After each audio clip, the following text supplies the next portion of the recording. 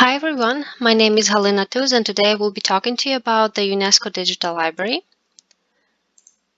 So the mission of the UNESCO Digital Library is to build peace in the minds of people, in particular by advancing the mutual knowledge and understanding and encouraging cooperation among the nations in all branches of intellectual activity, including the exchange of publications, objects of artistic and scientific interest, and other materials of information. And this was taken from UNESCO Constitution, which is UNESCO Digital Library's mother institution. The UNESCO Digital Library is operated by a UNESCO library with its headquarters in Paris, but they also have locations all around the world. And the related repositories are listed right here, and one of them is United Nations Dag Hammarskjöld Library, which is the first United Nations library, also United Nations Digital Library, World Digital Library, and United Nations Archives. So what is the user community for the UNESCO Digital Library? So the Digital Library is available to all users with access to Internet. Therefore, anyone who is interested in the organization's activity is a part of this Digital Library's community. Their physical item records are available in certain locations. They are discoverable in the DL, but the checkout is limited to permanent staff and temporary staff and those who have a special permit. As I mentioned previously, its mother organization is the UNESCO, which is United Nations Educational, Scientific, and Cultural Organization. And funding for UNESCO comes from its member states and other donors. And currently, UNESCO has 193 members and 11 associate members. So just because of the large number of members, funding is sustainable. The collection of this digital library includes all of the UNESCO publications, any UNESCO-sponsored publications, also speeches, documents, and other publications of interest to UNESCO. So, in other words, anything that is related to UNESCO would have to be discoverable in this digital library.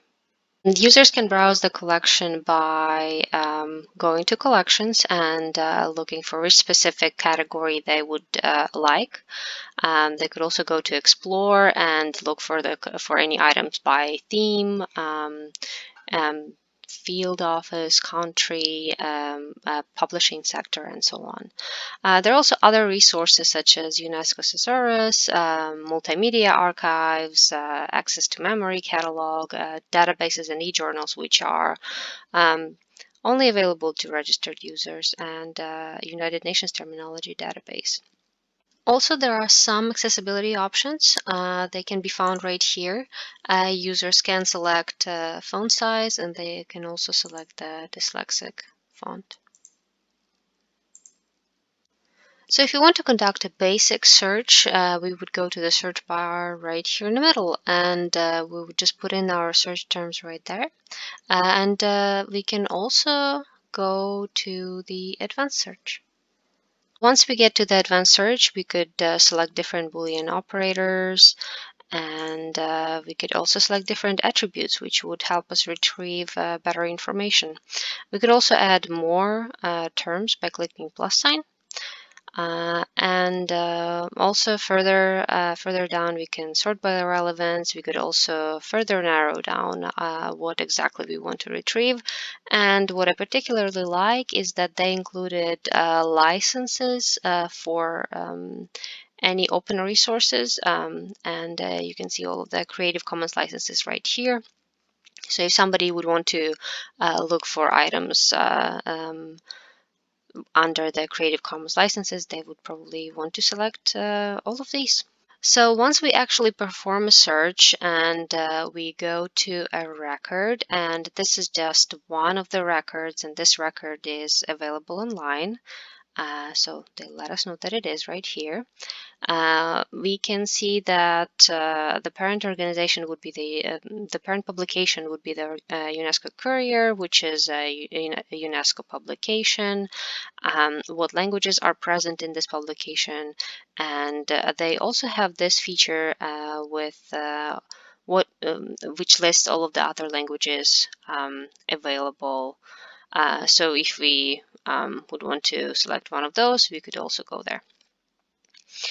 Further down, if the item is available online, we will see the PDF reader, and the item can be accessed and reviewed through the PDF reader. One can also download it or print it, share it with somebody, and all of these other cool features. So when it comes to metadata, we can go to the record and we can see that metadata is it seems to be pretty standard from what I understand. Looks like Dublin Core, but I don't want to guess since I could not find a definitive information on that. But they narrow down everything by topics. If we would have to go here, and if we would want to look for more information about Cambodia, we would click on this, and we would retrieve 1,044 items. If a person would want to look for copies, for physical copies, they would go to this tab, and here it says that the hard copy is not available. However, if we would look for a physical item such as this book right here, and we would click on copies, we would see all of the libraries that hold a physical copy, and currently it's only one, which is UNESCO headquarters in Paris, and this is the headquarter library right here. When it comes to online services, there are some available. One can use the help feature and reach out to a UNESCO librarian if there is a research need.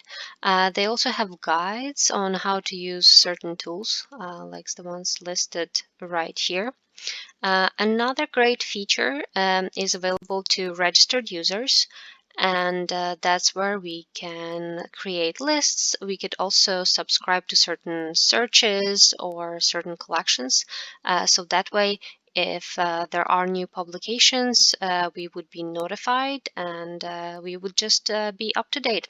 For example, if I would want to subscribe to the open access collection, I would just click subscribe right here, and that way I would get any new publications that will be available. So anything from here. On this note, I will conclude my presentation. There are, however, a lot of features that can still be explored in this digital library.